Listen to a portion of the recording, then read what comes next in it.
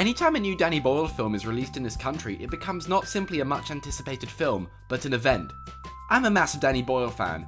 I think he's not only a fantastic filmmaker on every level, directing such masterpieces as Trainspotting, 28 Days Later, and his underseen debut Shallow Grave, but his films were most definitely incredibly influential on my development in my own personal cinematic tastes when I was an early teenager. That's why when I saw the trailer for his new film yesterday, I cannot have been the only person perplexed at just how bad it looked. If this had been some random middle-budget British comedy, then I wouldn't have thought anything of it. But Danny Boyle's directing this? Really? The concept of what if the Beatles never existed when only one guy can remember them seemed both uninteresting and a simple excuse for a good soundtrack, while none of the jokes particularly hit hard and the inclusion of Ed Sheeran seemed pretty bloody desperate. Part of me was honestly dreading this film. I was never not going to go see it. It's still a Danny Boyle film after all. But the only one of his films I actively don't like is 2013's Trance, a movie so forgettable that when I googled Trance film just now just to check what year it came out, an entirely different film popped up until I clarified Danny Boyle film.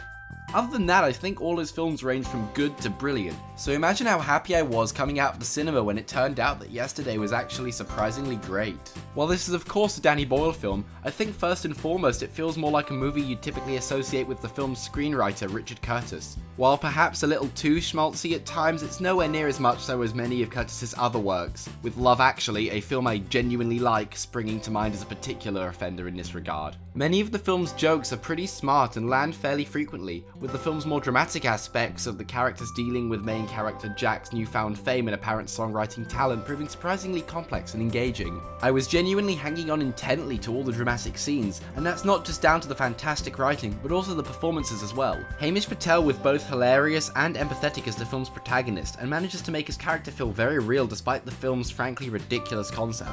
Lily James was also terrific, and it's nice to see her in a more grounded role. Kate McKinnon was brilliant as Jack's unscrupulous and slightly psychotic manager as well, and I really liked seeing the contrast between her performance and the British actor's more grounded and subtle comedic moments. Ed Sheeran was rubbish and the man could not act, but fortunately he's not in the movie for very long.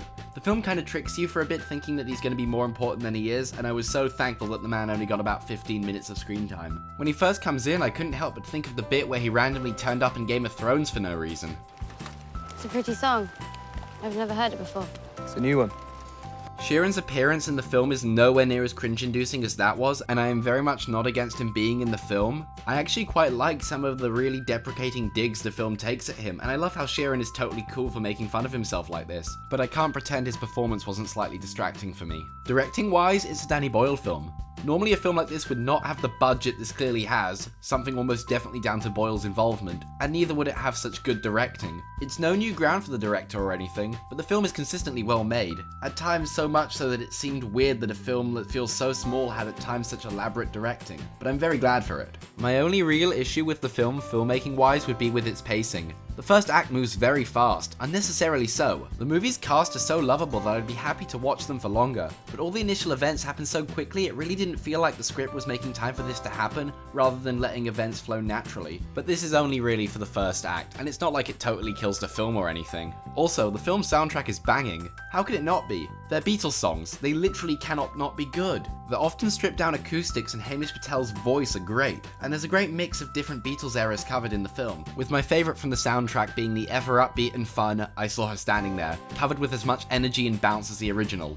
No, She's So Heavy or Happiness Is a Warm Gun, but I'm very aware that those are a bit too much to ask for. Me and my friend actually went record shopping before the film, so the whole day felt very, very Beatles heavy. Anyway, this was a very pleasant surprise. I was really captivated by the film and I enjoyed it quite a bit. It's a really warm, well-written, feel-good movie that has a lot going for it, and it's definitely the kind of thing I'd watch again if it came on TV or something. I am very glad the number of Danny Boyle films I do not like remains at 1, and I'm gonna give this film a 7.5, or possibly an 8. Actually, since writing this I've decided probably a 7.5 out of 10. Hello, so, 2 months, completely absent. Crazy uni deadlines, and then I had like all the stress of moving because new bedroom for the summer. But yeah, hopefully this summer I'll be able to focus a bit more on the channel. I haven't been getting to the cinema that much, like my movie watching has just dropped off, but I'm hoping it's gonna pick back up again. There's a lot I'd like to see and review and talk about, so thanks for sticking with me, and for the new subscribers who subscribed while I was doing nothing, welcome. Thank you for subscribing. I don't know why you did. So yeah, hopefully it will be a much shorter gap till the next review, or whatever I do on this channel. But thanks for sticking around. Please do the usual like and share and subscribe stuff that I've got to ask you by law to do, I guess. And yeah, I'll see you next time. Bye. It's not stuff.